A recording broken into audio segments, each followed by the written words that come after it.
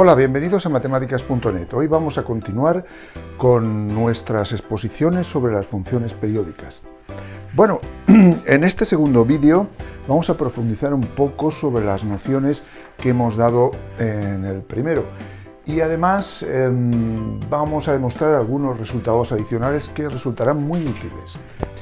Voy a recordar algunas de las cosas que vi en el primer vídeo.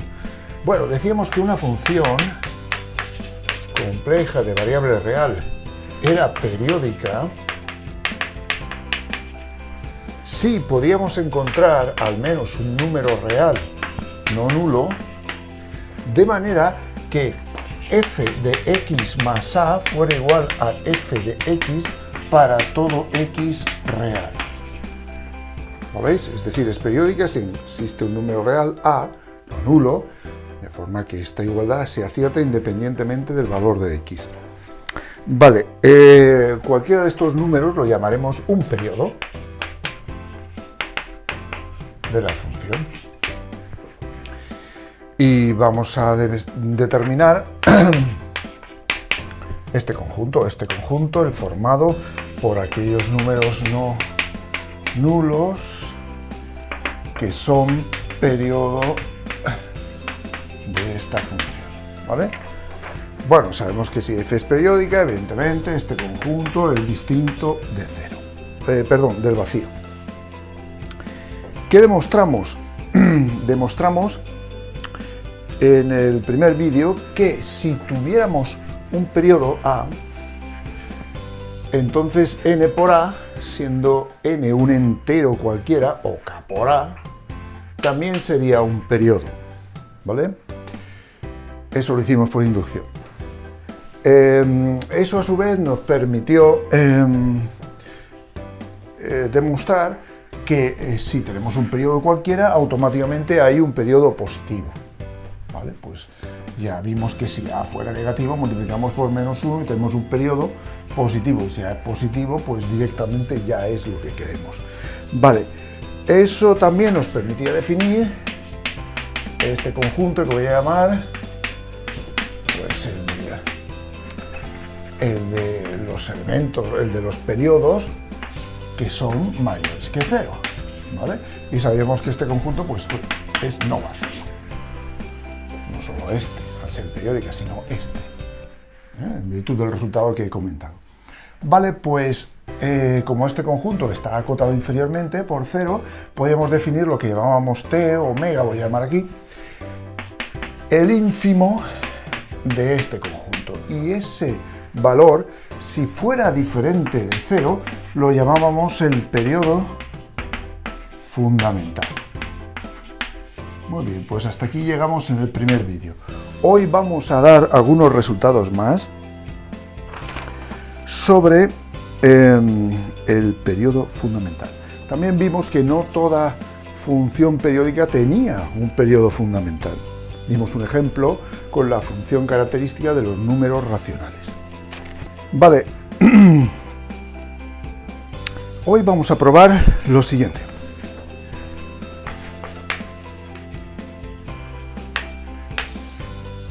Vale, teorema 2 o 3, según la numeración que puse en el anterior vídeo, me da igual, simplemente este teorema. Supongamos que f es periódica y tiene este valor, omega, como periodo fundamental. ¿Vale? En ese caso, voy a probar que para todo periodo de f existe un entero, de manera que n veces, o k veces en este caso, existe un entero k, k veces omega es justamente ese elemento A, el conjunto de los periodos. En resumen, que si es periódica y tiene un periodo fundamental, entonces todos los demás periodos son múltiplos del periodo fundamental. ¿Cómo hacemos esto? Vale, recordemos cómo se ha definido. el periodo fundamental de F sería el ínfimo de aquellos periodos de F que son mayores que 0. Muy bien. Es decir, en principio es mayor que 0 porque decimos que existe como tal cuando es diferente de 0 y menor o igual que cualquier periodo P. En este caso voy a llamarle A para tener la misma notación, pero lo entendéis. Omega es el ínfimo de aquellos periodos que son positivos. ¿Vale? Bien, ¿se cumpliría esto? Pues el ínfimo es una cota inferior, de hecho la mayor de las cotas inferiores. Vale, si acaso omega a su vez fuera un periodo, es decir, fuera un número positivo, ¿vale?, que cumpliera la condición para ser un periodo de la función, en ese caso, si tomamos cualquier otro periodo A, sea positivo o negativo, su valor absoluto seguirá siendo un periodo, y si dividimos el valor absoluto entre el periodo omega, lo dividimos de manera euclídea, pues eso nos dará un cociente, en este caso buscamos un entero, ¿vale?, y un resto, de forma que el valor absoluto de ese periodo será n por omega más r. Como sabemos que es una división euclídea, pues el resto será un número entre 0 y el divisor, omega. ¿Vale? Muy bien. ¿Qué hacemos ahora con ese resultado? Pues hacemos lo siguiente.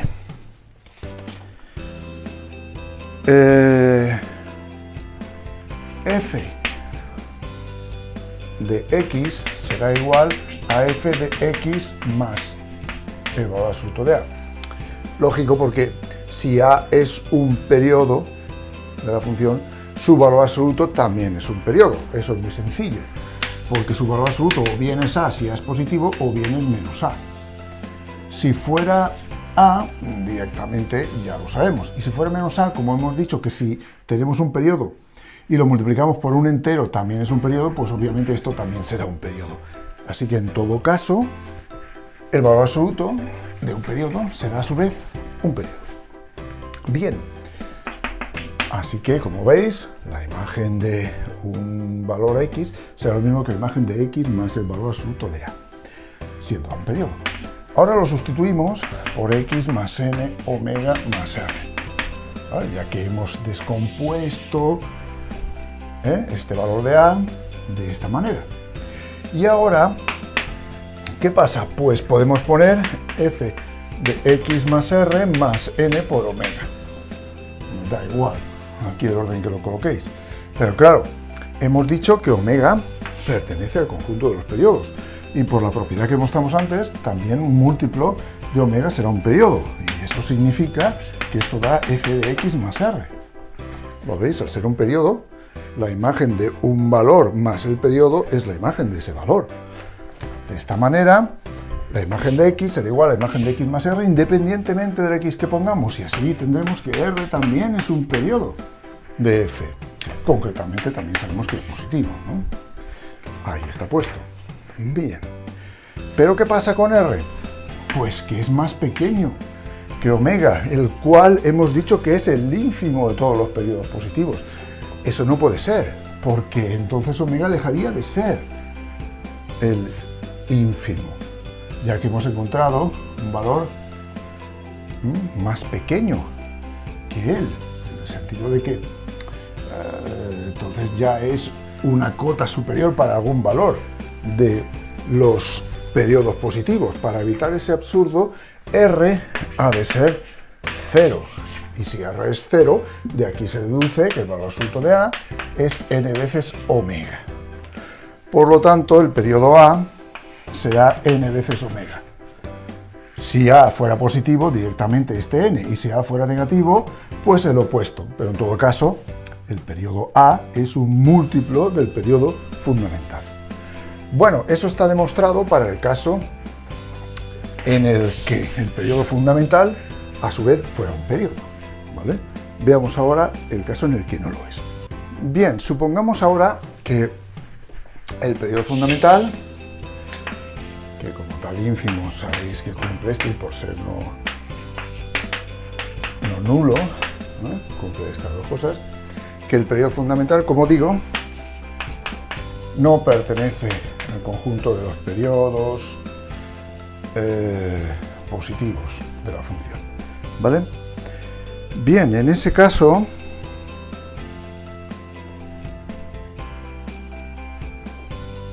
volvemos a dividir cualquier periodo, tomamos un periodo, buscamos el valor absoluto, que a su vez es un periodo, lo dividimos entre omega y ya vemos lo que nos da. Nos da así, ¿de acuerdo? Siendo R entre 0 y omega. Exactamente lo mismo que antes. Bueno, pero es que además, como se trata del ínfimo de este conjunto, entonces podemos hallar un número real, epsilon, menor que 0, lo suficientemente pequeño para que omega más epsilon sea un elemento de aquí. Es decir, sea un periodo.